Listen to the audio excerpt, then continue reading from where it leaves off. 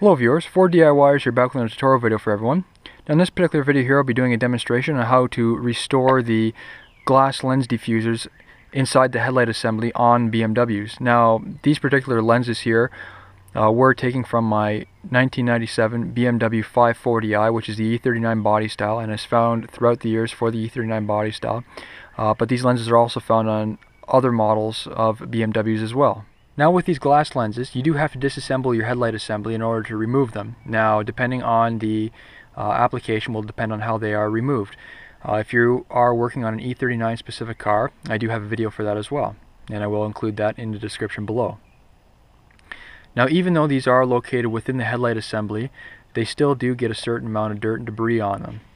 Now what can happen over time, your headlight assemblies do have small vents inside them, and that can allow in either moisture or some dust or a certain amount of debris. That debris will actually land on the lens itself, and what happens after that is when the lights are on, they'll bake on the lens. And sometimes these aren't too severe in this situation here, so I was lucky for that, but in other situations, even if your lens is leaking on the front of the headlight assembly, these can get pretty severe and fairly dirty. And the one lens here on the left hand side, I've already cleaned that here, and this one here is already the other lens that I haven't cleaned just yet. Now just to give you a closer look of how they look, this one is the cleaned one here. And this one is still dirty. This one isn't as severe, as I mentioned a second ago, as I've seen in the past. And if you can hear that, hopefully you should be able to. You can hear a certain amount of just debris on the surface of the lens here. And just going to the new one, which I've also cleaned,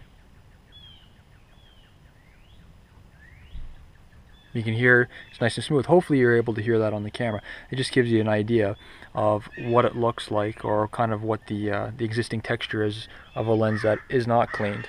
Now normally what I like to do first is just get a warm pail of water here, just using the car wash sponge that I just used for the vehicle itself, and then using the Spray 9. Now I've shown this cleaner in previous videos as well. This is a fairly strong cleaner, so it does work quite well. What I'll do, I'll just spray that on the lens here, and I'll just let it soak in there for a bit, leaving it in the water. Now what this will do is get a majority of the grime off before we do start the polishing process. Once I've let it sit for a minute, then what I'll do is I'll revisit it with the car wash sponge. Just give it a good scrub down. As you can see, the lens here, I've already washed it off, and it has made a significant amount of difference in the shine and cleanliness of the lens itself. On the back side, they tend to be a little harder to clean because you will have these ridges in the back, which is the diffuser for the light output. Now next, once you've dried it off, you want to make sure there is no residue of water on there. If you do still notice it's a rough surface, now I can probably leave these just as they are here, but I just want to go through an extra step here, just in case anyone does have any more severe lenses than these ones are here. What I have here is this Autoglym car glass polish, and this stuff does work great. There is a very light amount of abrasive in here, so this will help cut down any water spots or any debris that's baked on the lens that has happened over time.